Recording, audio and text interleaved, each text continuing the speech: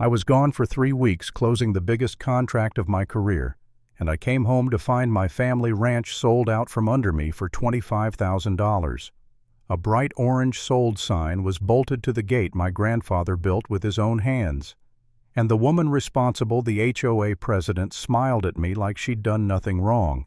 I'm still not sure how long I sat there in the rental car staring at that sign, my foot shaking on the brake gravel, crunching under the tires. The flight home from Seattle had been delayed.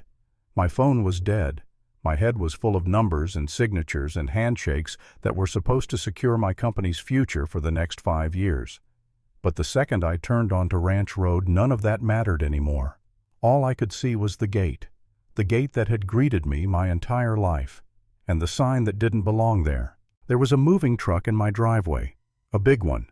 2 guys in matching gray shirts were carrying boxes toward my front porch like this was just another Tuesday. And standing there waving her arms and pointing like an air traffic controller was a woman in oversized sunglasses and a sun hat clipboard tucked against her chest. I killed the engine, threw the door open, and walked straight toward them before I could talk myself out of it. "Hey," I said, my voice already shaking, "what the hell do you think you're doing on my land?" The woman turned, adjusted her sunglasses, and smiled. Not nervous, not apologetic, cheerful, like I was interrupting a garage sale. "Oh, you must be the prior owner," she said. "Hi, I'm Sandra. We closed yesterday. HOA foreclosure auction. Absolute steal." The words didn't land at first. HOA, foreclosure, auction. They just kind of floated there, disconnected from reality. "This ranch has been in my family for 70 years, I said. "We are not and have never been part of an HOA. Her smile faltered. Just a little. "Well, Riverside Estates said the property was delinquent on assessments. They had the lien documents, notices. Everything looked official. And that's when the name clicked into place in my head like a gun chambering its last round. Karen Henderson, president of Riverside Estates, HOA. Self-appointed queen of the beige mailboxes and perfectly trimmed lawns. The woman whose reputation had become a running joke among people trapped behind her gates. $1,000 fines for grass half an inch too tall. Violation notices because someone painted their front door the wrong shade of white. Board meetings that ran past midnight while she banged a gavel like a judge and reminded everyone who was in charge. Except here's the part she never seemed to care about. My ranch wasn't in her kingdom. We sat a full mile outside her subdivision.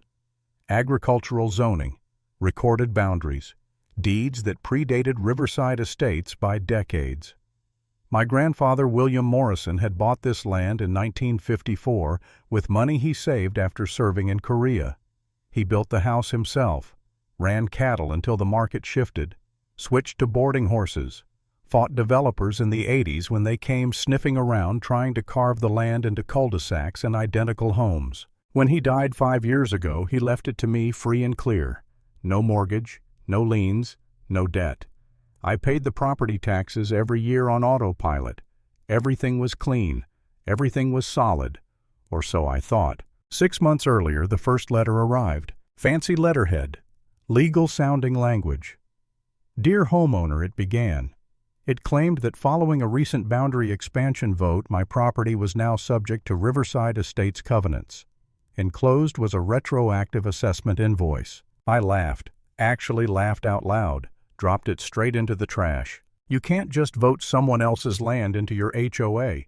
That's not how Texas law works. That's not how any of this works. But the letters kept coming. One claimed my split-rail fence violated height restrictions. Another fined me for livestock noise pollution because the horses sometimes whinnied at sunrise. Each one more ridiculous than the last. I didn't respond. I didn't engage. I figured Karen could waste her stamps and toner while I focused on running my business. Then they started arriving by certified mail. I refused every single one. Let her waste those fees too, I thought.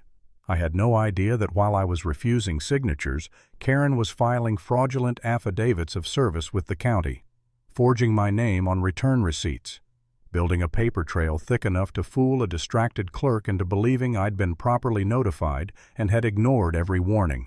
And while I was 3,000 miles away, closing deals and sleeping in hotel rooms, she and her rubber stamp board held a quiet foreclosure auction. No newspaper notice.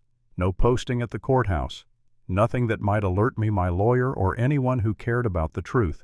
The buyer, a company called Lone Star Holdings LLC, $25,000. Less than what I had tied up in equipment alone. Standing in my driveway that afternoon watching strangers box up my life, I felt something shift inside my chest.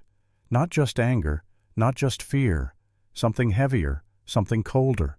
For the first time I wondered if this was my fault, if I should have taken the letter seriously, if ignoring her had somehow invited this, if being busy, being successful, being absent had cost me everything my grandfather worked for. I called my attorney. "David," I said the second he answered, "get out to the ranch. Now.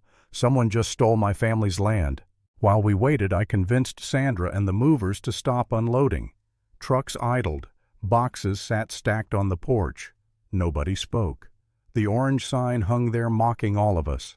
By the time David pulled up, black suburban sheriff's deputy riding shotgun, Sandra's excitement had already curdled into panic. For 3 hours in the late afternoon heat, we peeled back Karen's paperwork like wet tissue. Forged signatures. Meeting minutes dated for nights the board never met. A lien notarized with the raised seal of a notary who had been dead for over a year. The Riverside Estates charter, recorded back in 1998, drew a hard boundary line 1 full mile east of my gate. Lone Star Holdings LLC listed Karen's brother-in-law as managing member.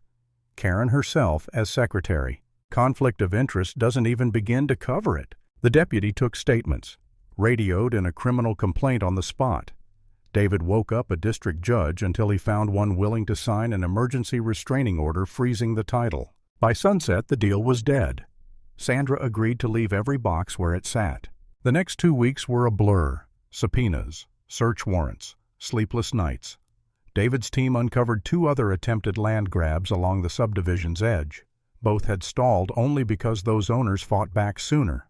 Bank records showed Karen siphoning HOA dues into a private account. Photoshop violation notices. Fake emails from county officials.